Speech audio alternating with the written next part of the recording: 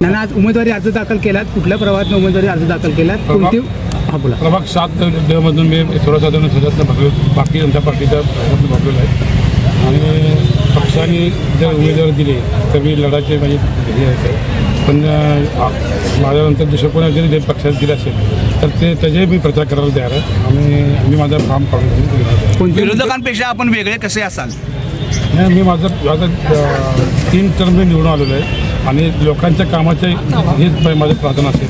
मूलभूत गरजा म्हणजे हे महानगरपालिकेचे जे पाणी लाईट असते, जे गरजा आहेत ड्रेनेज असेल, काही त्यांच्या ह्या कामाच्या हिशोबानेच मी आपण उभारलेलं आहे. सध्याच्या नगरसेवकाच्या कामगिरीला आपण कसं बघता?